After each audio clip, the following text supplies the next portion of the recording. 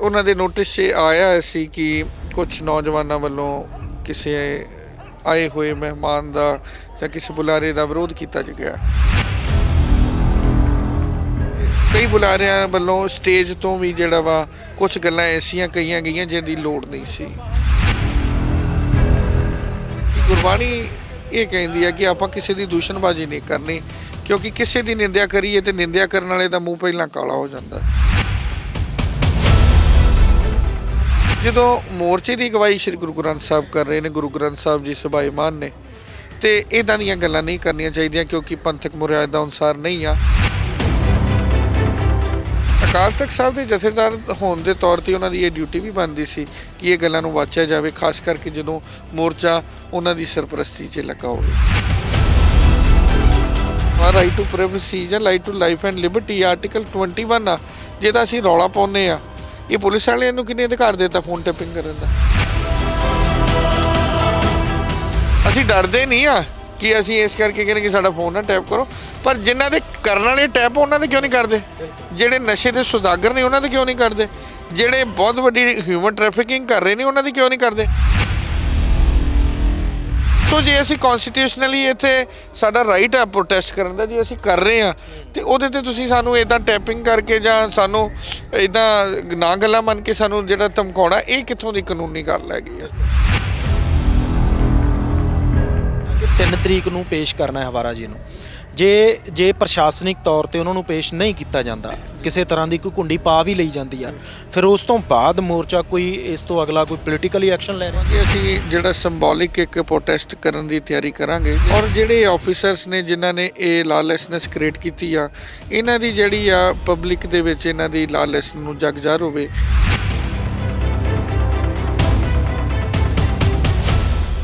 ਬਿਸ਼ਨੋਈ ਵਰਗੇ ਗੈਂਗਸਟਰਸ ਜਾਂ ਜੱਗੂ ਭਗਵਾਨਪੁਰੀਏ ਜਾਂ ਹੈਰੀ ਚੱਠੇ ਵਰਗੇ ਗੈਂਗਸਟਰਸ ਨੂੰ ਤੁਸੀਂ ਜਦੋਂ ਪੇਸ਼ ਕਰਨਾ, ਉਹਦੇ ਲਈ ਤੁਹਾਡੇ ਕੋਲ ਸਾਰਾ ਲਾਮ ਲਕਸ਼ਣ ਹੈ, ਤੇ ਇਹਨਾਂ ਵਾਸਤੇ ਕਿਉਂ ਨਹੀਂ ਹੈਗਾ?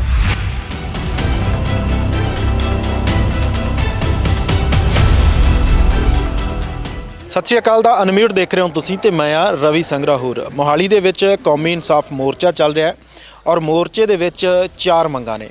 ਸਭ ਤੋਂ ਪਹਿਲੀ ਮੰਗ ਹੈ ਕਿ ਬੰਦੀ ਸਿੰਘਾਂ ਦੀ ਰਿਹਾਈ, ਦੂਜਾ ਜੋ ਬੇਅਦਬੀ ਹੋਈ ਉਹਦਾ ਇਨਸਾਫ, ਬੇਅਦਬੀ ਤੋਂ ਬਾਅਦ ਇਨਸਾਫ ਮੰਗਦੀਆਂ ਸੰਗਤਾਂ ਤੇ ਗੋਲੀ ਕਾਂਡ ਹੋਇਆ ਉਹਦਾ ਇਨਸਾਫ, ਔਰ 328 ਸਰੂਪਾਂ ਦਾ ਮਾਮਲਾ। 4 ਮੰਗਾਂ ਦੇ ਆਲੇ ਦੁਆਲੇ ਇਹ ਮੋਰਚਾ ਲੱਗਾ ਹੋਇਆ ਔਰ ਇਸ ਸਭ ਦੇ ਵਿਚਾਲੇ ਜਥੇਦਾਰ ਭਾਈ ਜਗਤਾਰ ਸਿੰਘ ਹਵਾਰਾ ਹੋਰਾਂ ਦਾ ਇੱਕ ਸੰਦੇਸ਼ ਜਿਹੜਾ ਹੁਣ ਲਿਖਤੀ ਤੌਰ ਤੇ ਆਇਆ, ਉਹ ਇੱਥੇ ਭੇਜਿਆ ਗਿਆ ਸੰਗਤਾਂ ਦੇ ਸਨਮੁਖ ਔਰ ਖਾਸ ਤੌਰ ਤੇ ਮੋਰਚੇ ਦੇ ਆਗੂਆਂ ਦੇ ਸਨਮੁਖ, ਕਿ ਕੀ ਕੁਝ ਇਹਦੇ ਵਿੱਚ ਹੋਵੇ। ਮੇਨ ਗੱਲਾਂ ਜਿਹੜੀਆਂ ਨੇ ਉਹ ਮੈਂ ਇਹਦੇ ਵਿੱਚੋਂ ਦੱਸ ਦਿੰਦਾ ਹੈ। ਕਿ ਸਭ ਤੋਂ ਪਹਿਲੀ ਗੱਲ ਤਾਂ ਉਹਨਾਂ ਨੇ ਇਹੀ ਕਹੀ ਹੈ ਕਿ 328 ਸਰੂਪ ਜਾਂ ਫਿਰ ਬੇਅਦਬੀ ਮਾਮਲਾ ਜਾਂ ਫਿਰ ਗੋਲੀकांड ਮਾਮਲਾ ਤੇ ਬੰਦੀ ਸਿੰਘਾਂ ਦੀ ਰਿਹਾਈ, ਇਹਦੇ ਆਲੇ ਦੁਆਲੇ ਗੱਲਬਾਤ ਹੋਵੇ। ਜੇਕਰ ਕੋਈ ਇਸ ਤੋਂ ਬਿਨਾਂ ਗੱਲਬਾਤ ਕਰਦਾ ਤਾਂ ਉਹਦਾ ਮੋਰਚੇ ਦੇ ਨਾਲ ਕੋਈ ਸੰਬੰਧ ਨਹੀਂ ਹੋਏਗਾ।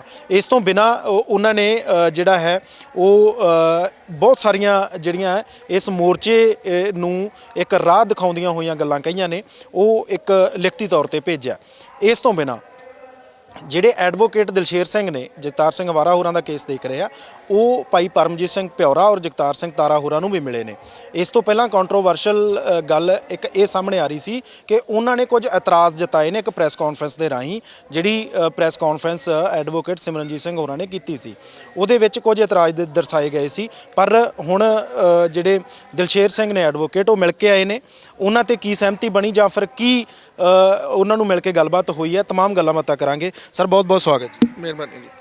ਸਰ ਸਭ ਤੋਂ ਪਹਿਲੀ ਤਾਂ ਗੱਲ ਆਪਾਂ ਇੱਥੋਂ ਹੀ ਸ਼ੁਰੂ ਕਰੀਏ ਕਿ ਭਾਈ ਜਗਤਾਰ ਸਿੰਘ ਹਵਾਰਾ ਹੋਰਾਂ ਨੇ ਜੋ ਸੰਦੇਸ਼ ਭੇਜਿਆ, ਉਹਦੇ ਵਿੱਚ ਇੱਕ ਮੇਨ ਗੱਲ ਤਾਂ ਜਿਹੜੀ ਸੀ ਕਿ 4 ਮੰਗਾਂ ਦੇ ਆਲੇ ਦੁਆਲੇ ਮੋਰਚਾ ਰਹੇਗਾ। ਇਸ ਤੋਂ ਬਿਨਾਂ ਹੋਰ ਕੀ ਲੋਕਾਂ ਦੇ ਲਈ ਸੰਦੇਸ਼ ਹੈ ਜਾਂ ਮੋਰਚੇ ਦੇ ਆਗੂਆਂ ਦੇ ਲਈ? ਦੇਖੋ, ਪਹਿਲਾਂ ਤੇ ਜਥੇਦਾਰ ਜਗਤਾਰ ਸਿੰਘ ਹਵਾਰਾ ਸਾਹਿਬ ਨੇ ਸੰਗਤ ਦਾ, ਪੰਥ ਦਾ, ਤੇ ਜਿਨ੍ਹਾਂ ਨੇ ਇੱਥੇ ਹਾਜ਼ਰੀ ਲਵਾਈ ਆ, ਵੱਖਰੇ ਵੱਖਰੇ ਵਰਗਾਂ ਤੋਂ, ਕਿਸਾਨ ਜਥੇਬੰਦੀਆਂ, ਧਾਰਮਿਕ ਜਥੇਬੰਦੀਆਂ, ਰਾਜਸੀ ਜਥੇਬੰਦੀਆਂ, ਉਹਨਾਂ ਦਾ ਤਹਿ ਦਿਲੋਂ ਧੰਨਵਾਦ ਕੀਤਾ ਜਿਨ੍ਹਾਂ ਨੇ ਇਸ ਮੋਰਚੇ 'ਤੇ ਤਰਜੀਹ ਕੀਤੀ ਆ ਔਰ ਇੱਥੇ ਪਹੁੰਚ ਕੇ ਆਪਣੀ ਹਾਜ਼ਰੀ ਭਰੀ ਆ।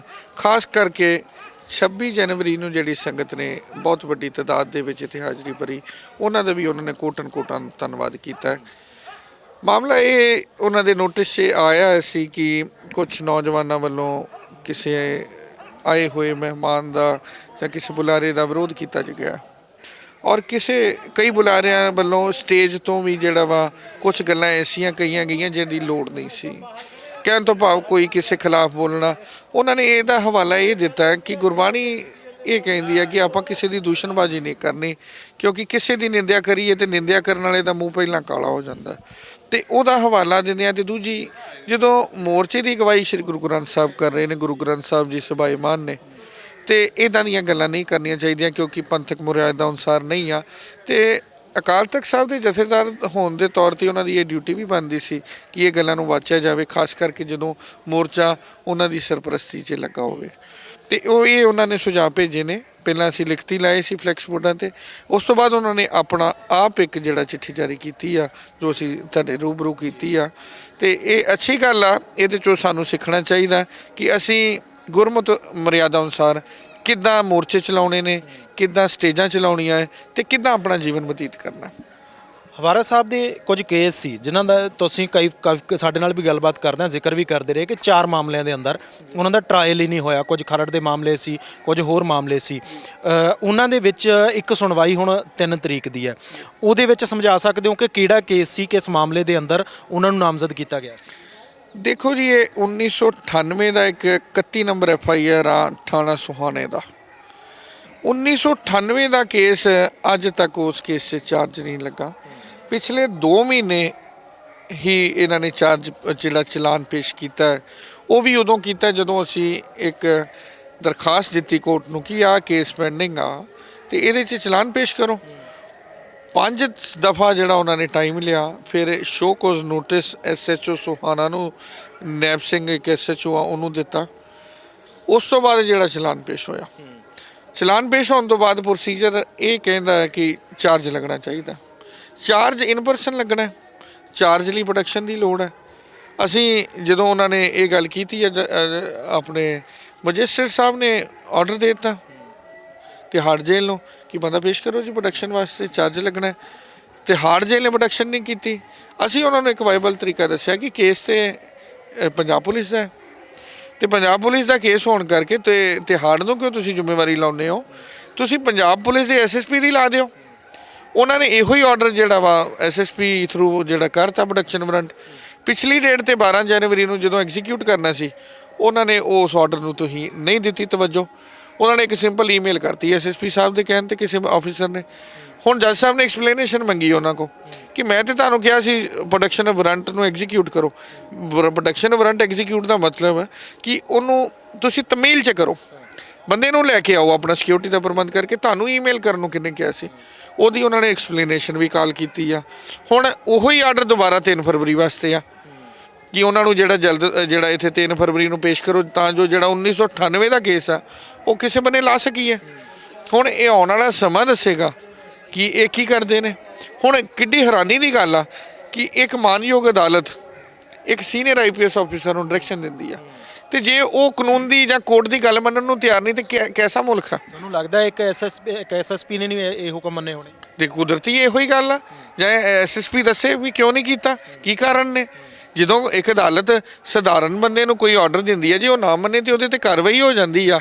ਤੇ SSP ਤੇ ਸਗੋਂ ਖੁਦ ਜਿਹੜਾ ਲਾਅਮੈਨ ਹੈਗਾ, ਉਹਨੂੰ ਸਾਰਾ ਕਨਸਟੀਟਿਊਸ਼ਨ ਸਾਰੇ ਉਹਨੂੰ ਪਤਾ ਕਾਨੂੰਨ ਦੀ ਕੀ ਪਾਲਣਾ ਕਰਨੀ ਚਾਹੀਦੀ ਆ, ਤੇ ਉਹਦੀ ਡਿਊਟੀ ਵੀ ਬਣਦੀ ਆ। ਤੇ ਜੇ ਉਹ ਨਾ ਮੰਨੇ ਤੇ ਕੀ ਇਸ ਮੁਲਕ ਦਾ ਤੁਸੀਂ ਫਿਜ਼ਾ ਸਮਝੋਗੇ ਕਿ ਕਾਨੂੰਨ ਦੀ ਕੀ ਫਿਜ਼ਾ? ਕੋਰਟ ਨੇ ਤਾਂ ਕਾਲ ਕੀਤਾ ਹੀ ਹੈ ਕਿ ਤੁਸੀਂ ਦੱਸੋ ਕਿ ਕਾਰਨ ਦੱਸੋ, ਨੋਟਿਸ ਭੇਜਿਆ ਹੀ ਆ, ਪਰ ਤੁਸੀਂ ਮਿਲੇ ਕਿ SSP ਸਾਹਿਬ ਨੂੰ ਕਿ SSP ਸਾਹਿਬ ਤੁਹਾਨੂੰ ਕੋਰਟ ਨੇ ਕਿਹਾ ਸੀ, ਤੁਸੀਂ ਇਹ ਕੀਤਾ ਕਿਉਂ ਨਹੀਂ? ਜਾਂ ਜੇ ਕੋਈ ਮੇਲ ਕਰਤੀ ਕਿਸੇ ਅਫਸਰ ਨੇ ਉਹਨਾਂ ਦੇ ਕਹਿਣ ਤੇ, ਮਤਲਬ ਰੋਕ ਲੱਗੀ ਜਾਣੀ ਉਸ ਹੀਅਰਿੰਗ ਤੇ ਨਹੀਂ ਪੇਸ਼ ਕੀਤਾ ਗਿਆ, ਤਾਂ ਫਿਰ ਇਹਦੀ ਵਜ੍ਹਾ ਕੀ ਹੈ? ਤੁਸੀਂ ਪੁੱਛਣ ਦੀ ਕੋਸ਼ਿਸ਼ ਕੀਤੀ? ਦੇਖੋ, ਇਹ ਸਰਦਾਰ ਅਮਰ ਸਿੰਘ ਚਾਹਲ ਤੇ ਮੈਂ ਇਸ ਪ੍ਰੋਡਕਸ਼ਨ ਵਾਰੰਟ ਤੋਂ ਪਹਿਲਾਂ ਗਏ ਸੀ ਉਹਨਾਂ ਕੋਲ ਕਿ ਦੇਖੋ 1998 ਦਾ ਕੇਸ ਹੈ ਪੈਂਡਿੰਗ, ਤੁਹਾਡੀ ਜੁਰਿਸਡਿਕਸ਼ਨ ਆ, ਤੁਹਾਨੂੰ ਆਰਡਰ ਹੋਇਆ ਤੇ ਤੁਹਾਡੀ ਡਿਊਟੀ ਬਣਦੀ ਹੈ ਇਹਨੂੰ ਪ੍ਰੋਸੀਡ ਕਰਨ ਦੀ। ਉਹ ਕਹਿੰਦੇ ਸੀ ਅਸੀਂ ਕਰਾਂਗੇ ਜੀ, ਐਸ ਪਰ ਲਾਅ ਅਸੀਂ ਕਰਾਂਗੇ। ਉਹ ਐਸਾ ਇੱਕ ਗੱਲ ਕਹਿ ਕੇ ਅਸੀਂ ਬੇਨਤੀ ਕਰਕੇ ਆ ਗਏ, ਹੋਰ ਅਸੀਂ ਉਹਨਾਂ ਦੇ ਹੱਥ ਤੇ ਫੜ ਕੇ ਉਹਨਾਂ ਨੂੰ ਭੇਜ ਨਹੀਂ ਦੇਣਾ ਸੀ। ਬੇਨਤੀ ਇਹ ਆ, ਇਹਨਾਂ ਦੀ ਖੁਦ ਦੀ ਡਿਊਟੀ ਬਣਦੀ, ਅਸੀਂ ਤੇ ਕਹਿ ਕੇ ਆਏ ਆ। ਫਿਰ ਥੋੜ੍ਹੇ ਦਿਨ ਪਹਿਲਾਂ ਅਸੀਂ ਇੱਕ ਸੀਨੀਅਰ ਆਫਿਸਰ ਨੇ ADGP ਲਾ ਇੰਟੈਲੀਜੈਂਸ ਉਹਨਾਂ ਨੂੰ ਵੀ ਮਿਲ ਕੇ ਆਏ ਆ। ਉਹਨਾਂ ਨੂੰ ਵੀ ਦੱਸਿਆ ਵੀ ਇੱਕ ਸਬੋਰਡੀਨੇਟ ਨੂੰ ਤੁਹਾਡੇ ਐਸਐਸਪੀ ਨੇ ਉਹ ਕਾਨੂੰਨ ਨੂੰ ਆਪ ਹੀ ਨਹੀਂ ਮੰਨਦੇ, ਕੋਰਟ ਦੇ ਆਰਡਰ ਨੂੰ ਮੰਨਦੇ ਨਹੀਂ, ਤੇ ਕੀ ਕਰਾਂਗੇ ਅਸੀਂ? ਦੱਸੋ, ਸਾਡਾ ਲੀਗਲ ਐਂਗਲ ਆ, ਅਸੀਂ ਕੀ ਮੰਗਦੇ ਆ? ਕੋਈ ਗੈਰ ਕਾਨੂੰਨੀ ਗੱਲ ਤੇ ਨਹੀਂ ਮੰਗਦੇ। ਦੂਸਰੇ ਬੰਨੇ ਹੁਣ ਤੁਹਾਡੇ ਪੁਲਿਸ ਆਫੀਸਰ ਤੇ ਗੈਰ ਕਾਨੂੰਨੀ ਖੁਦ ਕਰ ਰਹੇ ਨੇ। ਇੱਕ ਇੱਥੇ ਫੋਨ ਫੜਿਆ ਗਿਆ, ਦੇਖੋ ਕਿੰਨੀ ਕੋਇਨਸੀਡੈਂਟ ਬਣੀ ਆ ਕਿ ਇੱਕ ਸੱਜਣ ਆ ਜਿਹੜਾ ਮੋਰਚੇ ਤੇ ਆ ਰਿਹਾ ਸੀ, ਉਹਨਾਂ ਨੂੰ ਲਖਨੌਰ ਜੁਡੀਸ਼ੀਅਲ ਕੰਪਲੈਕਸ ਦੇ ਬਾਹਰ ਇੱਕ ਫੋਨ ਡਿੱਗਾ ਮਿਲਿਆ। ਫੋਨ ਜਦੋਂ ਉਹਨਾਂ ਨੇ ਚੱਕਿਆ, ਉਹਦੀ ਸਿਮ ਜਿਹੜਾ ਪਾਉਣ ਦੀ ਉਹਨਾਂ ਨੇ ਦੂਜੇ ਸਿਮ 'ਚ ਪਾਇਆ ਕਿ ਚਲੋ ਕੋਈ ਕੰਟੈਕਟ ਹੋਏਗਾ ਆਪਾਂ ਵਾਪਸ ਕਰ ਦਾਂਗੇ। ਉਹ ਜਦੋਂ ਉਹਨਾਂ ਨੇ ਪਾਇਆ, ਇੱਕ ਰਿੰਗ ਆਉਂਦੀ ਆ, ਕਾਲ ਵੱਜਦੀ ਆ, ਉਹਦੇ 'ਚ ਭਾਈ ਬਲਵਿੰਦਰ ਸਿੰਘ ਤੇ ਇੱਕ ਕੋਈ ਹੋਰ ਕਾਲਰ ਗੱਲ ਕਰ ਰਹੇ ਆਪਸ 'ਚ। ਉਹਨਾਂ ਨੂੰ ਇਹ ਲੱਗਿਆ ਸ਼ਾਇਦ ਕਿਸੇ ਵੇਲੇ ਟੈਕਨੀਕਲ ਕੋਈ ਪ੍ਰੋਬਲਮ ਆ, ਪਰ ਜਦੋਂ 3-4 ਦਫਾ ਇਹੋ ਹੀ ਗੱਲ ਹੋਈ, ਉਹਨਾਂ ਨੂੰ ਪਤਾ ਲੱਗ ਗਿਆ ਕਿ ਫੋਨ ਟੈਪ ਹੋ ਰਿਹਾ। ਜਦੋਂ ਫੋਨ ਟੈਪਿੰਗ ਦੀ ਗੱਲ ਆਈ, ਅਸੀਂ ਜਦੋਂ ਇਹਨਾਂ ਨੂੰ ਪਤਾ ਲੱਗ ਗਿਆ, ਤੁਹਾਡੇ ਰਾਹੀਂ ਵੀ ਮੈਸੇਜ ਚਲਾ ਗਿਆ, ਅੱਜ ਤੱਕ ਕਿਸੇ ਨੇ ਕੋਈ ਐਕਸ਼ਨ ਲਿਆ ਉਹਦੇ ਤੇ?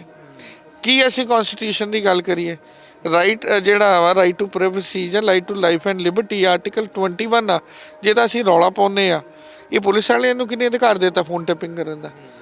ਹੁਣ ਇੱਥੇ ਤੱਕ ਸਾਡੇ ਕੋਲ ਜਿਹੜੀ ਇਨਫੋਰਮੇਸ਼ਨ ਸੋਰਸਿਸ ਤੋਂ ਕਿ ਜਿੰਨੇ ਪ੍ਰਬੰਧਕ ਉਹਨਾਂ ਦੇ ਫੋਨ ਟੈਪ ਹੋ ਰਹੇ ਨੇ, ਕੀ ਦੱਸੋ? ਸਾਡੀ ਕੋਈ ਲਾਈਫ ਨਹੀਂ, ਕੋਈ ਪ੍ਰਾਈਵੇਸੀ ਨਹੀਂ। ਕੱਲ੍ਹ ਨੂੰ ਸਾਨੂੰ ਕੋਈ ਕਿਤੇ ਅਸੈਸੀਨੇਟ ਜਾਂ ਕਰਦੇ, ਸਾਨੂੰ ਕੋਈ ਗੋਲੀ ਮਾਰ ਦੇ, ਤੇ ਕੌਣ ਹੈ ਇਹਦਾ ਜ਼ਿੰਮੇਵਾਰ? ਅਸੀਂ ਡਰਦੇ ਨਹੀਂ ਆ ਕਿ ਅਸੀਂ ਇਸ ਕਰਕੇ ਕਹਿੰਦੇ ਕਿ ਸਾਡਾ ਫੋਨ ਨਾ ਟੈਪ ਕਰੋ, ਪਰ ਜਿਨ੍ਹਾਂ ਦੇ ਕਰਨ ਵਾਲੇ ਟੈਪ ਉਹਨਾਂ ਦੇ ਕਿਉਂ ਨਹੀਂ ਕਰਦੇ? ਜਿਹੜੇ ਨਸ਼ੇ ਦੇ ਸੁਦਾਗਰ ਨੇ ਉਹਨਾਂ ਦੇ ਕਿਉਂ ਨਹੀਂ ਕਰਦੇ? ਜਿਹੜੇ ਬਹੁਤ ਵੱਡੀ ਹਿਊਮਨ ਟ੍ਰੈਫਿਕਿੰਗ ਕਰ ਰਹੇ ਨੇ ਉਹਨਾਂ ਦੇ ਕਿਉਂ ਨਹੀਂ ਕਰਦੇ? ਜਿਹੜੇ ਬਹੁਤ ਵੱਡੇ ਕਰਪਟ ਆਫੀਸਰਸ ਨੇ ਉਹਨਾਂ ਦੇ ਕਿਉਂ ਨਹੀਂ ਕਰਦੇ? ਸੋ ਜੇ ਅਸੀਂ ਕਨਸਟੀਟਿਊਸ਼ਨਲੀ ਇੱਥੇ ਸਾਡਾ ਰਾਈਟ ਆ ਪ੍ਰੋਟੈਸਟ ਕਰਨ ਦਾ, ਜੇ ਅਸੀਂ ਕਰ ਰਹੇ ਹਾਂ, ਤੇ ਉਹਦੇ ਤੇ ਤੁਸੀਂ ਸਾਨੂੰ ਇੱਦਾਂ ਟੈਪਿੰਗ ਕਰਕੇ ਜਾਂ ਸਾਨੂੰ ਇੱਦਾਂ ਨਾ ਗੱਲਾਂ ਮੰਨ ਕੇ ਸਾਨੂੰ ਜਿਹੜਾ ਧਮਕਾਉਣਾ, ਇਹ ਕਿੱਥੋਂ ਦੀ ਕਾਨੂੰਨੀ ਗੱਲ ਹੈਗੀ ਆ? ਵਕੀਲ ਸਾਹਿਬ, ਤੁਸੀਂ ਭਾਈ ਪਰਮਜੀਤ ਸਿੰਘ ਪਿਉਰਾ ਔਰ ਜਗਤਾਰ ਸਿੰਘ ਤਾਰਾ ਹੋਰਾਂ ਨੂੰ ਮਿਲ ਕੇ ਆਏ ਹੋ। ਇਹ ਮਿਲਣ ਦੀ ਵਜ੍ਹਾ ਵੀ ਪ੍ਰੈਸ ਕਾਨਫਰੰਸ ਬਣੀ ਹੋਏਗੀ ਜਿਹੜੀ ਇਸ ਤੋਂ ਪਹਿਲਾਂ ਹੋਈ ਕਿ ਉਹਨਾਂ ਨੇ ਕੁਝ ਇਤਰਾਜ਼ ਰੱਖੇ ਸੀ, ਉਸ ਪ੍ਰੈਸ ਕਾਨਫਰੰਸ ਦੇ ਰਾਹੀਂ ਵੀ ਦੱਸੇ ਗਏ ਐਡਵੋਕੇਟ ਸਿਮਰਨਜੀਤ ਸਿੰਘ ਹੋਰਾਂ ਦੇ ਵੱਲੋਂ ਕਿ ਉਹਨਾਂ ਦੇ ਕੁਝ ਇਤਰਾਜ਼ ਨੇ ਕਿ ਜੇ ਸਾਡੀ ਰਿਹਾਈ ਦੀ ਗੱਲ ਹੋਵੇ ਵੀ ਮੋਰਚੇ ਦੇ ਦਬਾਅ ਤੋਂ ਬਾਅਦ, ਤਾਂ ਅਸੀਂ ਕਿਸੇ ਸਮਝੌਤੇ ਤੇ ਨਹੀਂ ਕਰਨੀ, ਕਿ ਸਾਨੂੰ ਕੋਰਟ ਕਵੇ ਕਿ ਤੁਸੀਂ ਬਾਹਰ ਜਾ ਕੇ ਆਹ ਐਕਟੀਵਿਟੀ ਨਹੀਂ ਕਰਨੀ ਜਾਂ ਐਕਟੀਵਿਟੀ ਦੇ ਵਿੱਚ ਹਿੱਸਾ ਨਹੀਂ ਲੈਣਾ। ਔਰ ਨਾਲ ਹੀ ਉਹਨਾਂ ਨੇ ਕੁਝ ਡਿਮਾਂਡਸ ਵੀ ਰੱਖੀਆਂ ਸੀ। ਜਦੋਂ ਤੁਸੀਂ ਮਿਲੇ ਹੋ ਦੋਹਾਂ ਬੰਦੀ ਸਿੰਘਾਂ ਨੂੰ, ਕੀ ਉਹਨਾਂ ਦਾ ਕਹਿਣਾ ਸੀ ਔਰ ਕਿਸ ਤਰ੍ਹਾਂ ਦੇ ਹਾਲਾਤਾਂ ਦੇ ਵਿੱਚ? ਦੇਖੋ, ਬੜੀ ਚੜ੍ਹਦੀ ਕਲਾ ਦੇ ਵਿੱਚ ਸਾਡੀ ਮੁਲਾਕਾਤ ਹੋਈ ਆ, ਬੜੇ ਠੀਕ ਠਾਕ ਨੇ, ਉਹਨਾਂ ਦੀ ਸਿਹਤਾਂ ਪੁੱਛੀਆਂ ਸੀ, ਬਹੁਤ ਵਧੀਆ ਨੇ। ਹਾਲਾਂਕਿ ਉਹਨਾਂ ਨੇ ਮੋਰਚੇ ਦੇ ਪ੍ਰਬੰਧਕਾਂ ਦਾ ਅਤੇ ਸੰਗਤ ਦਾ ਵਿਸ਼ੇਸ਼ ਧੰਨਵਾਦ ਕੀਤਾ ਉਹਨਾਂ ਨੇ ਕਿ ਬਹੁਤ ਵੱਡੀ ਤੁਸੀਂ ਜਦੋਜਹਿਦ ਲੜ ਰਹੇ ਹੋ, ਸਰਕਾਰ ਨਾਲ ਅੱਡਾ ਲਾਇਆ। ਔਰ ਖਾਸ ਕਰਕੇ 26 ਜਨਵਰੀ ਦੇ ਮਾਰਚ ਉਹਨਾਂ ਨੂੰ ਪਤਾ ਲੱਗਾ, ਕਿਉਂਕਿ ਅੱਧੇ ਕਿਲੋਮੀਟਰ ਤੇ ਜੇਲ੍ਹ ਹੈਗੀ, ਉਹਨਾਂ ਨੂੰ ਜਕਾਰਿਆਂ ਦੀ ਗੂੰਜ ਅੰਦਰ ਜਾਂਦੀ ਆ। ਤੇ ਉਹਨਾਂ ਦੀ ਦੋ ਹੀ ਗੱਲਾਂ ਸੀ, ਇੱਕ ਤੇ ਅਨਕੰਡੀਸ਼ਨਲ ਰਿਲੀਜ਼ ਹੋਣੀ ਚਾਹੀਦੀ, ਉਹ ਮੈਂ ਉਹਨਾਂ ਨੂੰ ਸਮਝਾਇਆ ਸੀ ਕਿ ਅਨਕੰਡੀਸ਼ਨਲੀ ਹੋਏਗੀ, ਕੋਈ ਕੰਡੀਸ਼ਨ ਤੇ ਹੈ ਹੀ ਨਹੀਂ। ਜੇ ਰਾਜੀਵ ਗਾਂਧੀ ਦੇ ਅਸੈਸੀਨੇਟਰ ਸੀ ਅਨਕੰਡੀਸ਼ਨਲ ਆ, ਬਿਲਕਿਸ ਬਾਨੋ ਦੀ ਅਨਕੰਡੀਸ਼ਨਲ ਆ, ਫੇਕ ਇਨਕਾਊਂਟਰ ਕਰਨ ਵਾਲੇ ਪੁਲਿਸ ਵਾਲਿਆਂ ਦੀ ਅਨਕੰਡੀਸ਼ਨਲ, ਤੁਹਾਡੀ ਕਿੱਥੋਂ ਕੰਡੀਸ਼ਨ ਹੋ ਜਾਏਗੀ? ਉਹਨਾਂ ਦੇ ਖਦਸ਼ਾ ਇਹ ਸੀ ਕਿ ਕਿਸੇ ਸਰਕਾਰ ਦੇ ਨਾਲ ਅਸੀਂ ਕੋਈ ਕੰਪਰੋਮਾਈਜ਼ ਨਾ ਕਰੀਏ, ਉਹ ਸਮਝੌਤੇ ਤਹਿਤ ਬਾਹਰ ਨਾ। ਹਾਂ, ਉਹ ਅਸੀਂ ਉਹਨਾਂ ਨੂੰ ਗੱਲ ਕਲੀਅਰ ਕਰਤੀ ਕਿ ਅਸੀਂ ਤੁਹਾਡੀ ਜਿਹੜੀ ਸ਼ਖਸੀਅਤ ਨੂੰ ਸਮਝਦੇ ਹਾਂ, ਤੁਹਾਡੀ ਬਹੁਤ ਵੱਡੀ ਸ਼ਖਸੀਅਤ ਆ, ਤੁਸੀਂ ਜਿੰਦਾ ਸ਼ਹੀਦ ਜੇ ਕੌਮ ਦੇ, ਤੇ ਅਸੀਂ ਇੱਦਾਂ ਦੀ ਗੱਲ ਕੋਈ ਨਹੀਂ ਕਰਾਂਗੇ ਜਿਹਨਾਂ ਤੁਹਾਡੀ ਇਮੇਜ ਨੂੰ ਟਾਰਨਿਸ਼ ਹੋਵੇ। ਦੂਸਰਾ ਉਹਨਾਂ ਦਾ ਸੁਝਾਅ ਸੀ, ਕੁਛ ਕੰਟਰੋਵਰਸ਼ੀਅਲ ਬੰਦੇ ਨੇ ਜਿਹੜੇ ਪਿਛਲੇ ਸਮਿਆਂ ਦੇ ਵਿੱਚ ਜਿਨ੍ਹਾਂ ਤੇ ਕੋਈ ਗੱਲਾਂ ਹੋਈਆਂ ਨੇ ਜਿਨ੍ਹਾਂ ਤੇ ਕੌਮ ਨੂੰ ਨਹੀਂ ਯਕੀਨ ਕਰਨਾ ਚਾਹੀਦਾ, ਉਹਨਾਂ ਤੋਂ ਉਹਨਾਂ ਨੇ ਸੁਚੇਤ ਕਰਨ ਦੀ ਗੱਲ ਕੀਤੀ। ਅਸੀਂ ਉਹਨਾਂ ਦੀ ਗੱਲ ਜਿਹੜੀ ਆ ਬਿਲਕੁਲ ਉੱਤੇ ਪਹਿਰਾ ਦੇਵਾਂਗੇ। ਦੂਸਰੀ ਵਰਲਡ ਵਾਈਡ ਇੱਕ ਕਮੇਟੀ ਦੀ ਗੱਲ ਕੀਤੀ ਸੀ, ਅਸੀਂ ਉਹਨਾਂ ਨੂੰ ਕਿਹਾ ਜੀ ਵਰਲਡ ਵਾਈਡ ਕਮੇਟੀ ਦੇ ਜਿਹੜੇ ਡਿਪਲੋਮੈਟਸ ਨੇ, ਜਿਹੜੇ ਫਿਲਾਸਫਰ ਨੇ ਕੌਮ ਲਈ, ਜਿਨ੍ਹਾਂ ਨੇ ਬਹੁਤ ਵੱਡੀਆਂ ਕੁਰਬਾਨੀਆਂ ਕੀਤੀਆਂ, ਆਲਰੇਡੀ ਸਾਡੇ ਕੰਟੈਕਟ 'ਚ ਨੇ, ਔਰ ਅਸੀਂ ਹੋਰ ਜਿਹੜਾ ਕੋਸ਼ਿਸ਼ ਕਰਾਂਗੇ ਕਿ ਉਹਨਾਂ ਦੇ ਸੁਝਾਅ, ਉਹਨਾਂ ਦੀ ਟੈਕਨੀਕਸ, ਉਹਨਾਂ ਦੇ ਮੈਥਡਸ ਆਪਣੇ ਮੋਰਚੇ 'ਚ ਅਡਾਪਟ ਕਰੀਏ। ਜਦੋਂ ਪ੍ਰੈਸ ਕਾਨਫਰੰਸ ਹੋਈ ਤਾਂ ਲੋਕਾਂ ਦੇ ਦਿਮਾਗ ਦੇ ਵਿੱਚ ਕੁਝ ਇਦਾਂ ਦਾ ਵੀ ਗਿਆ ਕਿ ਜਿਹੜੇ ਬੰਦੀ ਸਿੰਘ ਹੈ ਉਹਨਾਂ ਦੀ ਆਪਸੀ ਸਮਝ ਵੀ ਇੱਕ ਨਹੀਂ ਹੈਗੀ, ਜਾਣੀ ਉਹਨਾਂ ਦੇ ਸੁਝਾਅ, ਉਹਨਾਂ ਦਾ ਸੋਚਣ ਦਾ ਤਰੀਕਾ, ਉਹਨਾਂ ਦੇ ਸੋਚਣ ਦਾ ਲਹਿਜ਼ਾ ਸਾਰਿਆਂ ਦਾ ਵੱਖੋ ਵੱਖਰਾ ਹੈ। ਜਾਣੀ ਕੁਝ ਤਾਂ ਇਸ ਮੋਰਚੇ ਨੂੰ ਠੀਕ ਦੱਸ ਰਹੇ ਹੋਣਗੇ, ਕੁਝ ਦੱਸ ਰਹੇ ਹੋਣਗੇ ਕਿ ਪੋਲੀਟੀਕਲੀ ਇਸ ਮੋਰਚੇ ਨੂੰ ਜਿਹੜਾ ਅਪੁਆਇੰਟ ਕੀਤਾ ਗਿਆ। ਇਸ ਗੱਲ ਨੂੰ ਥੋੜ੍ਹਾ ਜਿਹਾ ਦਰੁਸਤ ਕਰ ਦਿਓ, ਕਿਉਂਕਿ ਤੁਸੀਂ ਹਵਾਰਾ ਜੀ ਨੂੰ ਵੀ ਮਿਲੇ ਹੋ, ਤੁਸੀਂ ਰਾਜੋਣਾ ਸਾਹਿਬ ਨੂੰ ਵੀ ਮਿਲੋਗੇ, ਤੁਸੀਂ ਪਿਉਰਾ ਸਾਹਿਬ, ਤਾਰਾ ਸਾਹਿਬ ਨੂੰ ਵੀ ਮਿਲੇ ਹੋ, ਸਾਰਿਆਂ ਨੂੰ ਮਿਲੇ ਹੋ। ਕੀ ਉਹਨਾਂ ਦੀ ਸਾਰਿਆਂ ਦੀ ਸਮਝ ਕੀ ਇਸ ਮੋਰਚੇ ਦੇ ਨਾਲ ਇੱਕ ਹੀ ਹੈ? ਦੇਖੋ, ਇੱਕ ਗੱਲ ਹੈਗੀ ਆ ਕਿ ਹਰ ਇੱਕ ਹਿਊਮਨ ਨੇਚਰ ਡਿਫਰੈਂਟ ਹੁੰਦਾ ਹੈ। ਕੋਈ ਕਿਸੇ ਨਜ਼ਰੀਏ ਨਾਲ ਸੋਚਦਾ, ਕੋਈ ਕਿਸੇ ਨਜ਼ਰੀਏ ਨਾਲ ਸੋਚਦਾ। ਇਹ ਸਾਡੇ ਪਰਿਵਾਰ ਦੇ ਬੰਦੇ ਨੇ, ਪੰਥ ਆ ਸਾਡਾ ਇਹ। ਤੇ ਉਹਨਾਂ ਨੂੰ ਕੁਝ ਗੱਲਾਂ ਸੀ, ਕਿਉਂਕਿ ਬੜੇ ਲੰਬੇ ਸਮੇਂ ਤੋਂ ਮੁਲਾਕਾਤਾਂ ਨਹੀਂ ਹੋਈਆਂ ਸੀ, ਉਹਨਾਂ ਦੇ ਖਦਸ਼ੇ ਵਾਜਬ ਸਨ ਕਿ ਕਿਸੇ ਵੇਲੇ ਨਹੀਂ ਪਤਾ ਲੱਗਦਾ ਵੀ ਕੌਣ ਮੋਰਚਾ ਲਾ ਰਿਹਾ, ਉਹਦੇ ਪਿੱਛੇ ਬੈਕ ਰੂਟ ਕੌਣ ਆ। ਜਦੋਂ ਉਹਨਾਂ ਨੂੰ ਪਤਾ ਲੱਗ ਗਿਆ ਕਿ ਅਸੀਂ ਉਹਦੇ ਪਿੱਛੇ ਹੈਗੇ ਆ ਜਾਂ ਅਸੀਂ ਇਹ ਜਦੋਜਹਿਦ ਕਰ ਰਹੇ ਹਾਂ, ਖਾਸ ਕਰਕੇ ਜਦੋਂ ਸਰਦਾਰ ਅਮਰ ਸਿੰਘ ਚਾਹਲ ਜਿਹੜੇ ਪਿਛਲੇ 50 ਸਾਲ ਤੋਂ ਸੰਘਰਸ਼ ਕਰ ਰਹੇ ਨੇ, ਜਾਂ ਉਹਨਾਂ ਦੇ ਨਾਲ ਮੈਂ ਉਹਨਾਂ ਦੇ ਨਾਲ ਕਾਫੀ ਦੇਰ ਤੋਂ ਲੱਗਾ ਹੋਇਆ, ਅਸੀਂ ਹਿਊਮਨ ਰਾਈਟਸ ਐਂਗਲ ਤੋਂ ਗੱਲ ਕਰ ਰਹੇ ਹਾਂ, ਖਾਸ ਕਰਕੇ ਬੰਦੀ ਸਿੰਘਾਂ ਦੀ ਗੱਲ ਕਰ ਰਹੇ ਹਾਂ, ਤੇ ਉਹਨਾਂ ਨੂੰ ਇਹ ਗੱਲ ਤੇ ਯਕੀਨ ਹੋ ਗਿਆ ਕਿ ਬਿਲਕੁਲ ਠੀਕ। ਸ਼ੰਕੇ ਸੀ ਪਹਿਲਾਂ, ਜਾਣੀ ਤੁਹਾਨੂੰ ਤੁਹਾਡੇ ਸਮਝ ਚ ਆਇਆ ਕਿ ਸ਼ੰਕੇ ਤਾਂ ਸੀ? ਹਾਂ, ਉਹਨਾਂ ਦੀ ਕਲੈਰਿਟੀ ਲਈ ਸ਼ੰਕੇ ਹੈਗੇ ਸੀ ਉਹਨਾਂ ਨੂੰ, ਕਿਉਂਕਿ ਕੁਝ ਗੱਲਾਂ ਜਿਹੜੀਆਂ ਸੀ ਉਹਨਾਂ ਨੂੰ, ਖਾਸ ਕਰਕੇ ਉਹਨਾਂ ਤੇ ਸ਼ੰਕੇ ਸੀ ਜਿਨ੍ਹਾਂ ਨੇ ਪਿਛਲੇ ਸਮਿਆਂ ਦੇ ਵਿੱਚ ਮੋਰਚਿਆਂ ਨੂੰ ਢਾਹ ਲਾਈ ਆ। ਠੀਕ ਹੈ, ਆਖਰ ਤੇ ਇਹ ਦੱਸ ਦੇਣਾ ਕਿ 3 ਤਰੀਕ ਨੂੰ ਪੇਸ਼ ਕਰਨਾ ਹੈ ਹਵਾਰਾ ਜੀ ਨੂੰ। ਜੇ ਪ੍ਰਸ਼ਾਸਨਿਕ ਤੌਰ ਤੇ ਉਹਨਾਂ ਨੂੰ ਪੇਸ਼ ਨਹੀਂ ਕੀਤਾ ਜਾਂਦਾ, ਕਿਸੇ ਤਰ੍ਹਾਂ ਦੀ ਕੋਈ ਕੁੰਡੀ ਪਾ ਵੀ ਲਈ ਜਾਂਦੀ ਆ, ਫਿਰ ਉਸ ਤੋਂ ਬਾਅਦ ਮੋਰਚਾ ਕੋਈ ਇਸ ਤੋਂ ਅਗਲਾ ਕੋਈ ਪੋਲੀਟੀਕਲੀ ਐਕਸ਼ਨ ਲੈ ਰਿਹਾ? ਪੋਲੀਟੀਕਲ ਤੇ ਐਕਸ਼ਨ ਅਸੀਂ ਨਹੀਂ ਲਵਾਂਗੇ, ਅਸੀਂ ਜਿਹੜਾ ਸਿੰਬੋਲਿਕ ਇੱਕ ਪ੍ਰੋਟੈਸਟ ਕਰਨ ਦੀ ਤਿਆਰੀ ਕਰਾਂਗੇ, ਜਿਹਦੇ ਨਾਲ ਪਬਲਿਕ ਓਪੀਨੀਅਨ ਸਾਡੇ ਨਾਲ ਜੁੜੇ, ਔਰ ਜਿਹੜੇ ਆਫੀਸਰਸ ਨੇ ਜਿਨ੍ਹਾਂ ਨੇ ਇਹ ਲਾਲੈਸਨੈਸ ਕ੍ਰੀਏਟ ਕੀਤੀ ਆ, ਇਹਨਾਂ ਦੀ ਜਿਹੜੀ ਆ ਪਬਲਿਕ ਦੇ ਵਿੱਚ ਇਹਨਾਂ ਦੀ ਲਾਲੈਸ ਨੂੰ ਜਗ ਜ਼ਾਹਰ ਹੋਵੇ ਕਿ ਇਹ ਇਦਾਂ ਦੇ ਇੱਕ ਵਤੀਰਾ ਕਰ ਰਹੇ ਨੇ। ਤੇ ਇਹਦੇ ਨਾਲ ਜਿਹੜਾ ਵਾ ਬਹੁਤ ਵੱਡੀ ਇੱਕ ਮੈਸੇਜ ਆਏਗਾ, ਖਾਸ ਕਰਕੇ ਜਦੋਂ ਇਹ ਮੁਲਕ ਦਾ ਰੌਲਾ ਪੈਂਦਾ ਕਿ ਇਹ ਡੈਮੋਕ੍ਰੈਟਿਕ ਮੁਲਕ ਆ, ਰੂਲ ਆਫ ਸੁਸਾਇਟੀ ਨਾਲ ਚੱਲਣ ਵਾਲਾ, ਤੇ ਇਹ ਪਬਲਿਕ ਪੁੱਛੇਗੀ ਇਹਨਾਂ ਨੂੰ ਕਿ ਜੇ ਰੂਲ ਆਫ ਸੁਸਾਇਟੀ ਆਰਾਮ ਦੀ ਮਿਲੀ ਹੈਗੀ ਆ, ਉਹਦੇ ਲਈ ਪੈਰੋਲ ਦੇ ਰਾਈਟ ਨੇ, ਉਹਦੇ ਲਈ ਪੇਸ਼ ਕਰਨ ਲਈ ਤੁਹਾਡੇ ਕੋਲ ਹੈਲੀਕਾਪਟਰ ਨੇ, ਬਿਸ਼ਨੋਈ ਵਰਗੇ ਗੈਂਗਸਟਰਸ ਜਾਂ ਜੱਗੂ ਭਗਵਾਨਪੁਰੀਏ ਜਾਂ ਹੈਰੀ ਚੱਠੇ ਵਰਗੇ ਗੈਂਗਸਟਰਸ ਨੂੰ ਤੁਸੀਂ ਜਦੋਂ ਪੇਸ਼ ਕਰਨਾ, ਉਹਦੇ ਲਈ ਤੁਹਾਡੇ ਕੋਲ ਸਾਰਾ ਲਾਮ ਲਕਸ਼ਰ ਹੈ, ਤੇ ਇਹਨਾਂ ਵਾਸਤੇ ਕਿਉਂ ਨਹੀਂ ਹੈਗਾ? ਇਹ ਸਵਾਲ ਫਿਰ ਆਪੇ ਘਿਰਨਗੇ, ਤੇ ਇਹਨਾਂ ਤੋਂ ਜਿਹੜੀਆਂ ਆਉਣ ਵਾਲੇ ਸਮੇਂ ਦੇ ਵਿੱਚ ਜਿਹੜਾ ਵਾ ਫੋਰਨ ਦੀਆਂ ਕੰਟਰੀਆਂ ਨੇ ਜਾਂ ਬਹੁਤ ਜਿਹੜੇ ਡੈਮੋਕ੍ਰੈਟਿਕ ਮੁਲਕ ਨੇ ਜਿਨ੍ਹਾਂ ਤੋਂ ਇਹਨਾਂ ਨੇ ਕਨਸਟੀਟਿਊਸ਼ਨ ਅਡਾਪਟ ਕੀਤੇ ਨੇ, ਉਹ ਇਹਨਾਂ ਨੂੰ ਸਵਾਲ ਪੁੱਛਣਗੇ ਵੀ ਤੁਸੀਂ ਕਿੱਦਾਂ ਦੀ ਲਾਲੈਸਨੈਸ ਕ੍ਰੀਏਟ ਕੀਤੀ ਆ। ਉਹਨਾਂ ਲੋਕਾਂ ਨੂੰ ਤੁਸੀਂ ਦੱਬ ਰਹੇ ਹੋ ਜਿਨ੍ਹਾਂ ਦੀਆਂ 95% ਕੁਰਬਾਨੀਆਂ ਨੇ, ਜਿਨ੍ਹਾਂ ਨੇ ਇਸ ਮੁਲਕ ਦਾ ਗ੍ਰੀਨ ਰੈਵੋਲੂਸ਼ਨ ਕਰਕੇ ਢਿੱਡ ਭਰਿਆ ਹੋਵੇ, ਜਿਨ੍ਹਾਂ ਨੇ ਕਾਲੀ ਪਾਣੀ ਦੀਆਂ ਸਭ ਤੋਂ ਜ਼ਿਆਦਾ ਸਜ਼ਾਵਾਂ ਕੱਟੀਆਂ ਹੋਣ, ਜਿਨ੍ਹਾਂ ਦੀ ਕਮਿਊਨਿਟੀ ਦੇ ਲੋਕ ਜਿਹੜੇ ਰੋਜ਼ ਤਿਰੰਗਿਆਂ 'ਚ ਲਿਪਟ ਕੇ ਆਉਂਦੇ ਨੇ, ਜਿਨ੍ਹਾਂ ਦੀ ਬਹੁਤ ਵੱਡੀ ਦੇਣ ਹੈਗੀ ਆ, ਖਾਸ ਕਰਕੇ ਬਾਹਰਲੇ ਮੁਲਕਾਂ 'ਚ ਵੀ ਜਾ ਕੇ ਜਿਨ੍ਹਾਂ ਨੇ ਬਹੁਤ ਵੱਡੇ ਝੰਡੇ ਬੁਲੰਦ ਕੀਤੇ ਨੇ ਸਿੱਖ ਪੰਥ ਦੇ, ਉਹਨਾਂ ਦੇ ਨਾਲ ਇਦਾਂ ਦਾ ਵਿਤਕਰਾ ਕਰਨਾ, ਉਹ ਇਹ ਸਵਾਲ ਪੁੱਛਣਗੇ ਆਉਣ ਵਾਲੇ ਸਮੇਂ 'ਚ ਪੂਰਾ ਵਰਲਡ ਇਹਨਾਂ ਨੂੰ ਸਵਾਲ ਪੁੱਛੇ। ਬਹੁਤ ਧੰਨਵਾਦ ਵਕੀਲ ਸਾਹਿਬ। ਤਾਂ ਇਹ ਸਨ ਐਡਵੋਕੇਟ ਦਿਲਸ਼ੇਰ ਸਿੰਘ। ਸਿੱਧੇ ਤੌਰ ਤੇ ਕਿਉਂਕਿ ਉਹ ਮਿਲ ਕੇ ਆਏ ਨੇ ਜਗਤਾਰ ਸਿੰਘ ਹਵਾਰਾ, ਭਾਈ ਜਗਤਾਰ ਸਿੰਘ ਹਵਾਰਾ ਔਰ ਭਿਓਰਾ ਔਰ ਭਾਈ ਤਾਰਾ, ਇਹਨਾਂ ਨੂੰ ਮਿਲ ਕੇ ਆਏ ਨੇ। ਉਹ ਦੱਸ ਰਹੇ ਨੇ ਕਿ ਕੁਝ ਸ਼ੰਕੇ ਤਾਂ ਸੀ, ਭਾਈ ਪਰਮਜੀਤ ਸਿੰਘ ਭਿਓਰਾ ਔਰ ਜਗਤਾਰ ਸਿੰਘ ਤਾਰਾ, ਉਹਨਾਂ ਨੂੰ ਕੋਈ ਸ਼ੰਕੇ ਸੀ ਕਿ ਕੌਣ ਬੰਦੇ ਨੇ ਜਿਹੜੇ ਇਸ ਮੋਰਚੇ ਨੂੰ ਚਲਾ ਰਹੇ ਨੇ, ਕਿਤੇ ਇਸ ਮੋਰਚੇ ਨੂੰ ਲਾਉਣ ਦੇ ਪਿੱਛੇ ਕੋਈ ਹੋਰ ਮੰਤਵ ਤਾਂ ਨਹੀਂ, ਕੋਈ ਹੋਰ ਮੋਟਿਵ ਤਾਂ ਨਹੀਂ। ਤਾਂ ਉਹ ਕਹਿੰਦੇ ਨੇ ਕਿ ਅਸੀਂ ਮਿਲ ਕੇ ਆਏ ਹਾਂ, ਉਹਨਾਂ ਨੂੰ ਸਾਰੀ ਗੱਲ ਕਲੀਅਰ ਕਰ ਦਿੱਤੀ ਕਿ ਕੌਣ ਇਹ ਮੋਰਚਾ ਚਲਾ ਰਿਹਾ ਔਰ ਇਸ ਦੇ ਪਿੱਛੇ ਵਜ੍ਹਾ ਕੀ ਆ ਔਰ ਕਿਹੜੇ ਕਾਰਨ ਨੇ ਔਰ ਕਿਵੇਂ ਇਸ ਨੂੰ ਅੱਗੇ ਜਿਹੜਾ ਫਰਦਰ ਪਲਾਨ ਕੀਤੇ ਜਾਣਗੇ। ਤਾਂ ਉਹ ਕਹਿੰਦੇ ਨੇ ਕਿ ਸਭ ਦੀ ਸਹਿਮਤੀ ਆ ਔਰ ਇਸ ਮੋਰਚੇ ਨੂੰ ਤਕੜਾ ਕਰਨ ਦੇ ਲਈ ਹਰ ਹੀਲਾ ਉਹ ਕਰਦੇ ਰਹਿਣਗੇ। ਆਪਣੇ ਸਹਿਯੋਗੀ ਗੁਰਦੇਵ ਸਿੰਘ ਨਾਲ ਮੈਂ ਰਵੀ ਸੰਗਰਾਹੁਰ ਦਾ ਅਨਮਿਊਟ ਮੋਹਾਲੀ।